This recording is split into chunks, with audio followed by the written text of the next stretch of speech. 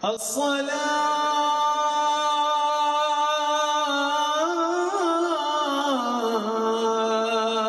خير من النوم.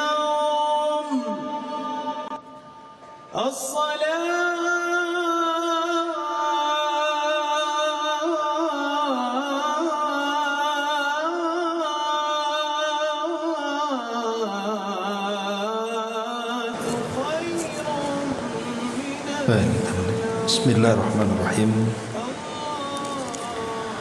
Assalamualaikum warahmatullahi wabarakatuh.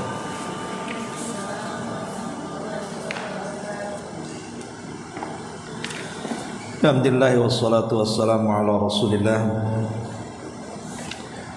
wa ala alihi wa sahbihi wa mawalah wa la hawla wa la quwata illa billahi wa ba'd. Baik, kita lanjutkan kajian kita, masih membahas kitab Umdatul Ahkam, dan kita masuk pada hadis ke-80. Kita baca hadisnya. An Abi Hurairah radhiyallahu anhu anin Nabi sallallahu alaihi wasallam qala: Innama ju'ilal imamu liyutamma bihi fala takhtalifu alaihi fa idza kabbara fakabbir wa idza raka'a farka'u wa idza qala sami Allahu liman hamida faqulu Allahumma rabbana walakal hamd wa idza sajada fasjudu wa idza shalla jalisan fasallu julusan ajma'u. Dari Abu Hurairah radhiyallahu an, beliau meriwayatkan dari Nabi sallallahu alaihi wasallam, beliau bersabda, sesungguhnya imam itu dijadikan hanya untuk diikuti saja.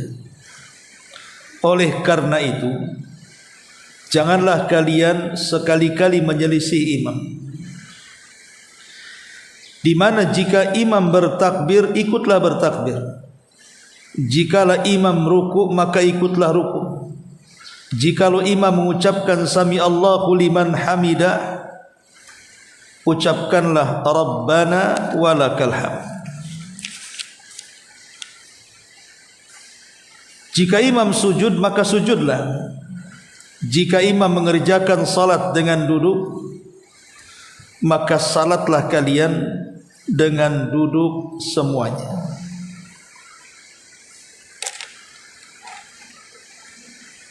Kemudian hadis yang 81, karena juga hampir mirip. An Aisyah radhiyallahu anha qalat: Shalla Rasulullah sallallahu alaihi wasallam fi baitihi wa huwa syakid. Fa shalla jalisan wa shalla wara'ahu qaumun qiyaman. Fa asyara ilaihim an ijlisu. Falamma sarafa qala innama ju'ilal imamu liyutamma bihi. Fa idza raka'a farka'u wa idza rafa'a farfa'u wa idza qala sami Allahu liman hamidah faqulu rabbana walakal hamd wa idza shalla jalisan fasallu julusan ajma'u.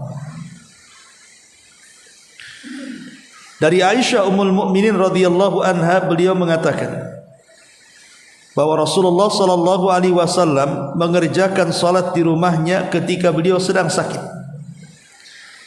Nabi mengerjakan salat dengan cara duduk. Ada beberapa orang mengerjakan salat di belakang beliau dengan cara berdiri. Nabi lantas memberikan isyarat kepada mereka agar duduk. Setelah selesai, beliau mengatakan, sesungguhnya imam itu dijadikan hanya untuk diikuti saja. Jikalau imam ruku, maka rukulah. Jikalau imam bangkit dari ruku, maka bangkitlah. Jikalau imam mengucapkan sami Allahu liman hamida, Allah mendengar orang yang memujinya, maka ucapkanlah Rabbana walakal hamd, duhai Rabb kami segala puji hanya untukmu. Jika imam mengerjakan salat dengan cara duduk, maka salatlah kalian dengan cara duduk. Baik. Ma'asyiral muslimat yang dimuliakan Allah Subhanahu wa taala, dua riwayat ini menjelaskan kepada kita tentang adab seorang makmum kepada imam. Sebelum saya jelaskan dua riwayat ini dan kita ambil faedahnya, mari kita jelaskan tentang adab-adab seorang makmum dulu. Apa sih adab seorang makmum itu? Pertama, an ya'tiya salata mubakkira mutazayyina mutatayyiba. Kalau kita seorang makmum, maka datanglah menuju salat dengan bersegera, kemudian berpakaian yang rapi dan wewangian yang harum. Karena tentu yang dimaksud di sini adalah laki-laki. Kalau perempuan tidak boleh menggunakan wewangian. Yang kedua, kalau bisa seorang makmum itu datang ke masjid dia mendapatkan takbiratul imam.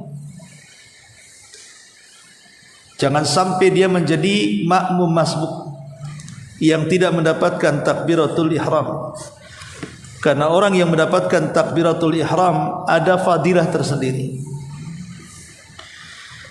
Yang ketiga, berusaha untuk mendapatkan saf yang pertama. Tentu dengan tidak menyakiti orang yang datang sebelumnya. Orang yang datang duluan ke masjid jangan disakiti. Dengan cara melangkah menerobos ke depan supaya mendapatkan saf pertama. Datang paling akhir pengen dapat saf paling depan. Dengan menyerobot itu tidak boleh. Kemudian yang keempat,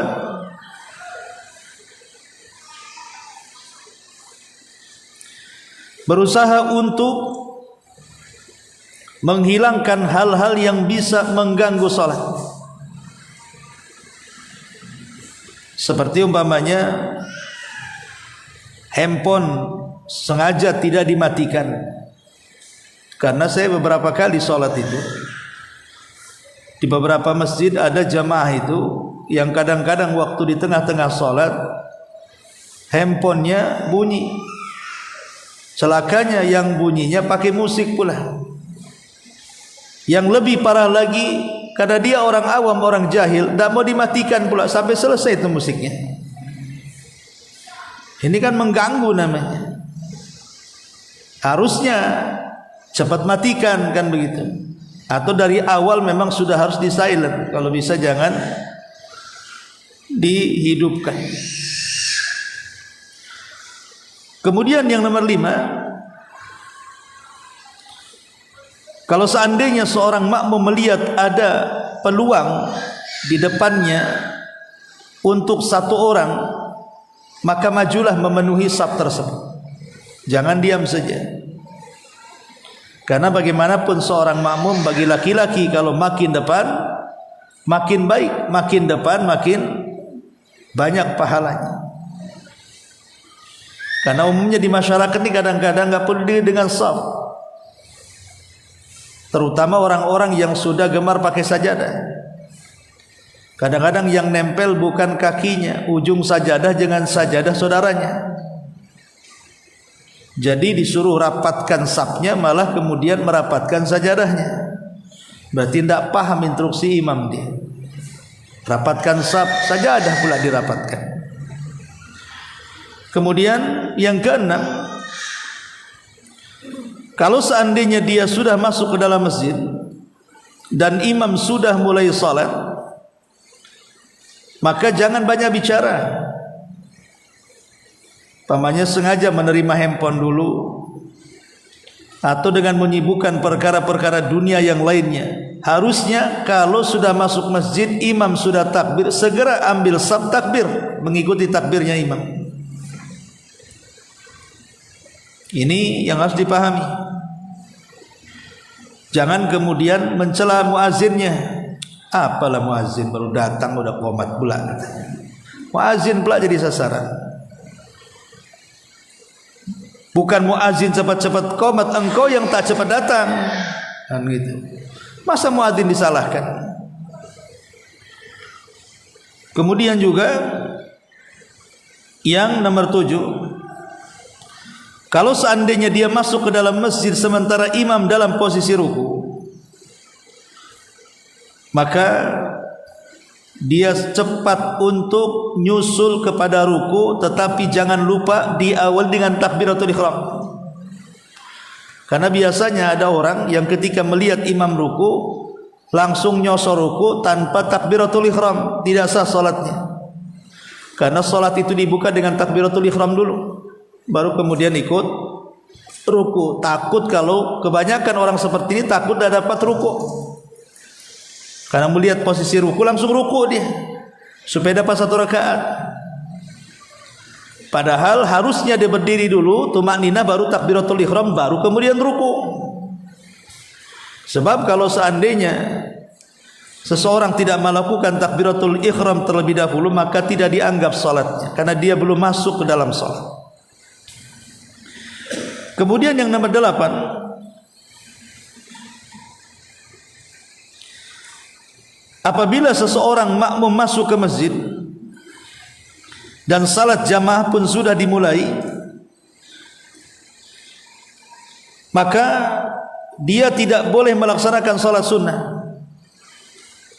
Karena Nabi SAW mengatakan, idza uqimatis salatu fala salata illa maktubah. Apabila qomat dikumandangkan, tidak ada salat kecuali wajib. Bahkan yang sudah salat sunnah saja, kalau baru dimulai batalkan. Kemudian ambil saf dan mengejar yang wajib. Jangan mempertahankan yang sunnah, meninggalkan pula yang wajib. Karena udah orang mati-matian dia salat sunnah dikejar, ketika imam sudah hampir ruku baru sibuk dia mengejar rukunya imam. Salah, Anda ini mendahulukan sunnah dibandingkan wajib. Mendingan dapat kewajiban dari awal dan tidak mendapatkan sunnah dibandingkan kemudian mengejar sunnah tapi mendapatkan kewajiban akhir. Ini juga diantara adab makmum. Kemudian yang nomor 9, kalau imam lupa dalam gerakan, maka kewajiban makmum mengingatkan dengan membaca subhanallah bagi laki-laki. Karena ada hadis Abu Hurairah radhiyallahu anhu. Kemudian yang nomor 10, kalau seorang makmum kemudian di perjalanan ke masjid tiba-tiba terdengar dari toa masjid itu muadzin mengumandangkan iqamah, artinya mau segera melaksanakan salat wajib, maka tidak perlu tergesa-gesa, apalagi sampai panik.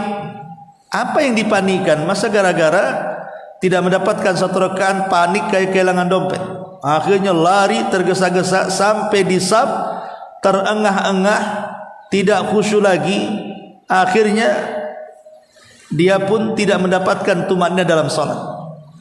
Santai saja jalan, bagaikan biasa ibu jalan, ya jalan seperti itu, tidak perlu tergesa-gesa.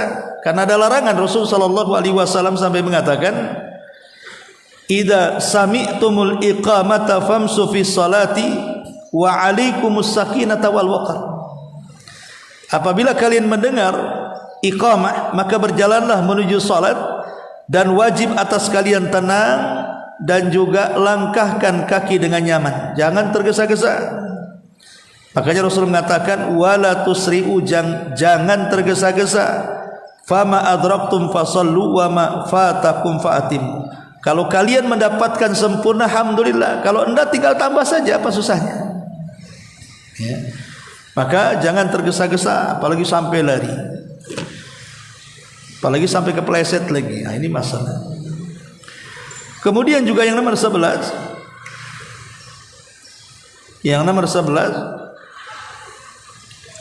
tidak boleh seseorang itu melakukan ruku sebelum masuk di saf.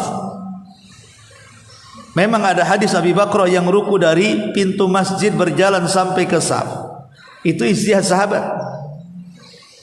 Ada seorang sahabat namanya Abi Bakrah radhiyallahu anhu. Ketika masuk ke dalam masjid lewat pintu, dia melihat Rasul dan para sahabat sedang ruku. Karena takut dia tidak mendapatkan ruku, dia sudah takbiratul ihram dari pintu. Kemudian langsung ruku sambil jalan. Kemudian dapatkan di saf para sahabat yang paling belakang. Selepas salat, Nabi SAW kemudian menoleh ke belakang, karena bagaimanapun Rasul itu punya mukjizat, sanggup melihat ke belakang seperti pandangan ke depan. Jadi Nabi mengatakan, siapa tadi itu yang ruku sambil jalan tuh? Maka sahabat Abi Bakrah mengatakan, saya wahai Rasul. Maka Rasul mengatakan, zadakallahu hirsan, semoga Allah menambah kesemangatan dalam ibadah. Wala ta'ud, tapi jangan kau ulangi. Kalimat jangan kau ulangi ini, ada yang mengatakan maksudnya jangan kau ulangi solatnya, berarti rukunya dianggap dapat 1 rakaat, tidak perlu ditambah lagi. Atau maksudnya jangan kau ulangi ruku sambil jalan tuh. Ada dua kemungkinan maknanya. Maka kalau seandainya mendapatkan imam sedang ruku, ya sudah, hampiri safnya, kemudian takbiratul ihram. Kalau mereka sudah takbir intikal ke i'tidal, kita dapat mendapatkan ruku, kan ada masalah. Apa masalahnya? Berarti kan kurang 1 rakaat, tinggal nambah nanti. Itulah mudahnya syariat Islam. Kemudian juga yang nomor 12, tidak boleh seorang makmum apabila sudah ditegakkan salat, sudah ditegakkan iqamah daripada salat, berdiri keluar, kecuali dia harus ikut salat berjamaah di masjid itu. Karena ada larangan di mana Nabi SAW melarang tidak boleh keluar setelah qomat dikumandangkan. Dahulu ada seorang laki-laki menemui Sa'id ibn Musayyib, seorang pemimpin para tabi. Sa'id ibn Musayyib ataupun Imam Malik, antara dua orang ini, meminta izin untuk berangkat umrah, dan teman-temannya sudah mulai duluan jalan. Kebetulan ketika dia meminta izin atau meminta doa kepada ulama ini, qomat sedang dikumandangkan, azan dikumandangkan. Maka tiba-tiba orang ini ingin menyusul, maka dinasihati jangan. Rasul melarang kalau setelah azan kau keluar dari masjid, kecuali kau sholat jamaah. Oh, tidak apa-apa, nanti saya sholat di jalan, nanti kalau itu saya ketinggalan, dan macam-macam alasan. Akhirnya kemudian sang alim ini terpikir pasti akan terjadi masalah dengan orang itu, karena dia menentang perintah Rasul. Betul, di tengah jalan dia jatuh dari untanya karena menentang perintah Nabi SAW. Arti kalau sudah azan apalagi qomat, tidak boleh keluar, sholat di situ. Ini juga diantaranya. Nomor 12, nomor 13, boleh seorang makmum itu menyampaikan suara imam kalau ada kebutuhan, seperti pas listrik mati, orang belakang nanti nggak dengar takbirnya, maka boleh makmum menyambung suara supaya makmum yang paling belakang tahu kondisi di depan.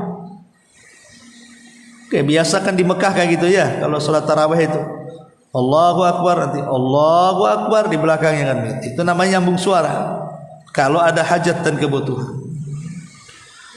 Tapi kalau hanya 2 orang saja, jangan bahasa tarik-tarikan suara. 2 orang atau 3 orang atau hanya 1, sampai dengarlah kan gitu.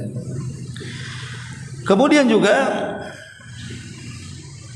yang nomor 14, kalau seandainya imam ini telat datang, kalau seandainya imam telat datang dan telatnya cukup panjang gitu ya, orang udah selesai sholat kita nunggu imam aja datang, maka boleh seorang makmum memilih makmum terbaik untuk menggantikan. Karena orang yang datang ke masjid sholat jamaah ini kan macam-macam dalam pikiran mereka itu. Ada yang terburu-buru karena ingin pergi kemana, ada yang sakit pengen ke rumah sakit, ada yang macam-macam lah istilahnya. Maka jangan memberatkan makmum. Kalau imamnya lama datang, dah lah, mana makmum yang layak, suruh maju, dibolehkan. Kemudian juga yang nomor 15, kalau selesai sholat tidak boleh seorang makmum langsung keluar sampai imam memutar badannya menghadap kepada makmum. Kemudian juga yang selanjutnya, tidak boleh mengambil saf di antara tiang. Pemainnya tiang nih ya. Kalau memang tidak banyak jamaah, hindari tiang, jangan sampai safnya nabrak tiang. Illa indal hajah, kecuali karena ada hajat kebutuhan, masjidnya ramai, terpaksalah akhirnya karena ramai masjidnya, tidak mungkin kemudian membuat saf menghindar tiang, nanti tidak cukup jamaahnya. Maka boleh seseorang kemudian membuat saf dan nabrak tiang, ada masalah, karena memang ada hajat kebutuhan. Tapi kalau tidak ada hajat, hindari tiang supaya tidak terputus safnya. Ini juga bagian daripada adab makmum.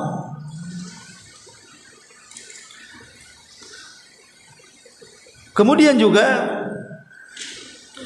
boleh seorang makmum membenarkan bacaan imam.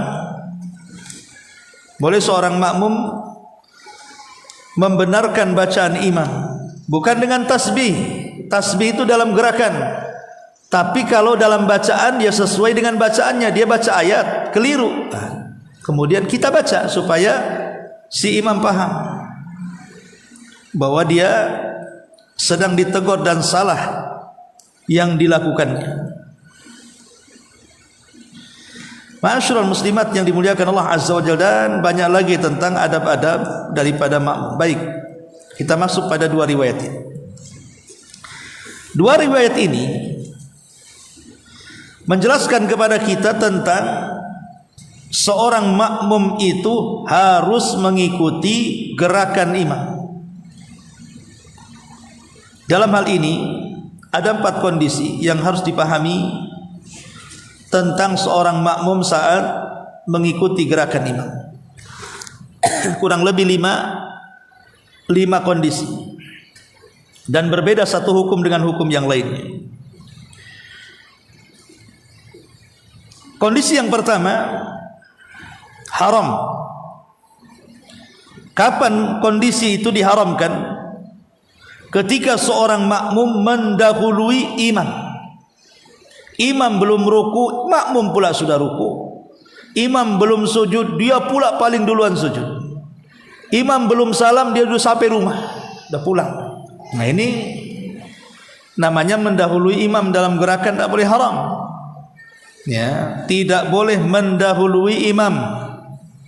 Kalau imam belum ruku, jangan ruku. Imam belum sujud, jangan sujud. Jangan imam belum ruku sudah ruku, imam belum salam, sudah kabur duluan. Yang kedua, makruh. Kapan kondisi makmum itu berhukumnya makruh? Ketika seorang makmum itu gerakannya sepadan dengan imam, persis, enggak ada jeda, sama. Imam ruku, makmum ruku, gerakannya sama. Harusnya kan imam dulu walaupun sebentar baru makmum. Ini gerakannya sama. Maka menyamakan gerakan dalam solat dengan imam, ulama mengatakan fayuqrahul lil ma'mumi an yuwafiqa imamah. Makruh hukumnya bagi makmum untuk menselaraskan gerakan-gerakan bersama imamnya fi af'ali salati, pada perbuatan-perbuatan salat.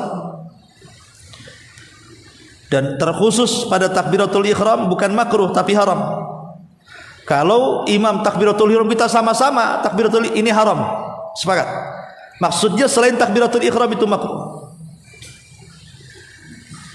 Ini yang kedua. Yang ketiga, makruh juga ta'akhur. Fayukrahu lil ma'mum an yata'akhara an mutabati imamihi fi af'alis salati. Seseorang sengaja melambat-lambatkan ketika mengikuti imam. Imam sudah ruku lama sekali. Ketika dia hendak bangkit tinggal sedikit lagi dia mau i'tidal, baru ruku dia. Dikhawatirkan orang yang memperlambat seperti ini nanti terjebak lewat 2 rukun, jadi batal solatnya. Maksudnya terjebak 2 rukun itu, imam dah dikit lagi i'tidal nih, dari rukun nih mau bangkit begini, baru kemudian kita ruku, sibuklah kita ini baca subhana rabbiyal azim. Akhirnya imam sudah i'tidal langsung ke sujud, kan 2 gerakan dia hilang, itu bisa batal solat. Ya, maka jangan sampai kemudian seorang makmum melambat-lambatkan gerakan. Ustaz, masalahnya imamnya ngebut, lihat ngebutnya sampai mana giginya tuh, 100 ke 60. Artinya lihat ngebutnya. Kalau masih bisa kita ini membaca, walaupun hanya 1 bacaan, ikut.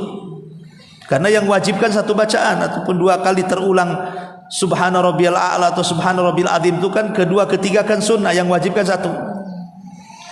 Tapi kalau sama sekali tidak bisa diikuti, bagus, turun masjid, cari masjid lain. Kemudian yang keempat, kondisi yang keempat, mutaba'atu fayusra'u lil ma'mum an yutabi'a imamahu fi af'ali salat. Kondisi yang keempat inilah kondisi yang benar. Ittiba, mengikut contoh yang diajarkan Nabi SAW, artinya disyariatkan kepada makmum untuk mengikuti imamnya dalam setiap salat, tidak dilambat-lambatkan, tidak dalam kondisi setara atau melebihi sebelum imam. Itu yang diperintahkan. Ya. Jadi ketika imam ruku, ya langsung ruku. Ketika imam i'tidal, ya langsung i'tidal. Jangan melambat-lambatkan. Karena bagaimanapun melambat-lambatkan dimakruhkan oleh para ulama, ataupun menyamakan gerakan, atau yang diharamkan lagi justru mendahului gerakan imam. Makanya di sini Nabi mengatakan di dalam hadis ini, innama ju'ilal imam liyutamma bihi. Dijadikan imam ini untuk diikuti gerakannya. Jadi dijadikan imam ini untuk diikuti gerakannya. Dan yang terakhir, yang fatal sekali, yaitu seseorang melambatkan gerakan sampai hilang 1 rukun. Ini bisa batal solat. Pamannya imam ruku, dia sudah i'tidal, kita pula baru ruku. Lah ini mana 1 nih kan? Ini sudah bisa batal solatnya kalau kayak gini. Nanti imam sudah sujud, kita baru sibuk i'tidal. Nah ini bukan lambat lagi, ini lemot. Jadi ini yang kelima yang paling fatal nih. Lambat banget gitu ya, sampai 2 rukun terlewati, batal salatnya. Inilah makna innama ju'ilal imam liyutamma bihi. Dijadikan imam itu untuk diikuti. Kalau imam ruku, rukulah. Kalau imam sujud, sujudlah. Kalau imam baca sami Allah liman hamidah, maka kita katakan Rabbana walakan. Wa idza shalla jalisan, di sini syahid, fa shallu julusan ajma'u. Apabila imam dalam posisi dia sedang sujud, maka sujudlah kalian. Kita tahu bahwa apa syarat seorang imam boleh mengimami dalam posisi duduk? Pertama, imamnya harus imam rawatib. Memang imam yang ditunjuk masjid dia jadi imam. Kalau imamnya bukan imam rawatib, umpamanya orang safar, ada musola, nggak ada penunjukan imam rawatib di musola itu, jangan pula orang yang sedang setruk di kursi roda jadi imam, ya, karena dia bukan imam rawatib, harus imam rawatib. Yang kedua, posisi dia boleh duduk, sholat duduk itu kalau sakitnya masih diharapkan kesembuhannya. Itu sakitnya temporary aja, kebetulan asam urat kan. Kemudian ya paling seminggu 2 minggu biasa sembuh, bisa berdiri lagi, maka boleh dia mengimami dengan duduk. Tapi kalau dia permanen, cacatnya permanen, memang dia duduk terus tidak bangun-bangun, maka orang seperti ini nggak boleh jadi imam. Walaupun Rasul pernah menyolati dalam posisi jadi imam dan dia duduk. Itu yang dijadikan syarat para ulama. Bolehnya imam duduk, pertama memang dia orang situ dan menjadi imam rawatib. Yang kedua, sakitnya harus dilihat apakah sakitnya permanen atau temporary saja. Kalau sakitnya tidak permanen, masih diharapkan kesembuhannya, boleh. Karena satu ketika dia akan berdiri.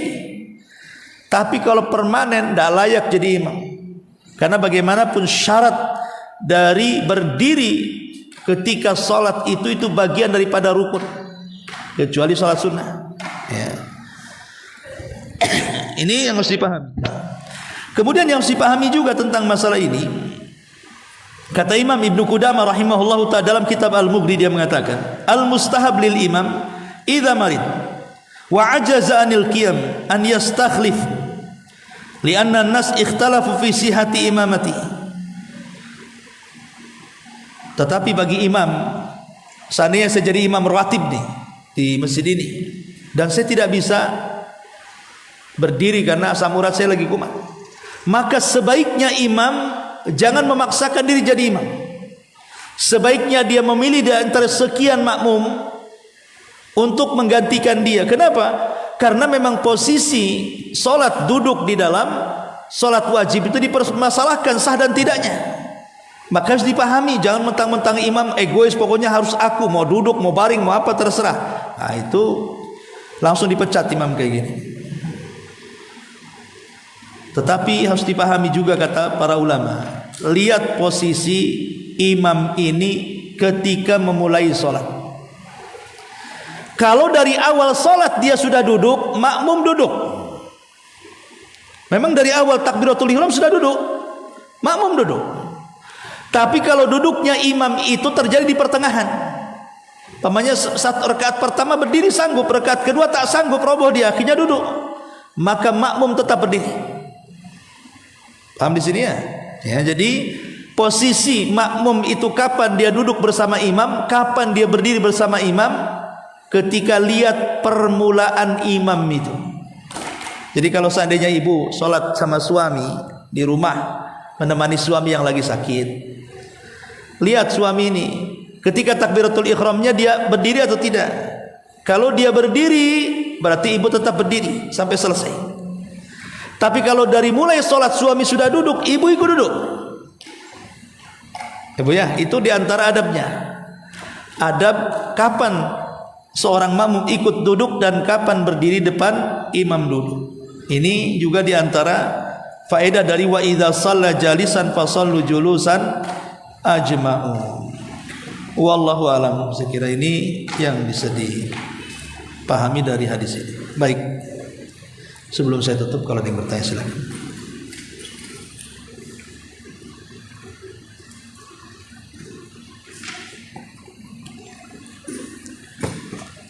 Enggak ada. Subhanallah bihamdika asyhadu an la ilaha illa anta astaghfiruka wa atubu ilaik. Wallahu taala alam. Assalamualaikum warahmatullahi wabarakatuh. Alhamdulillah.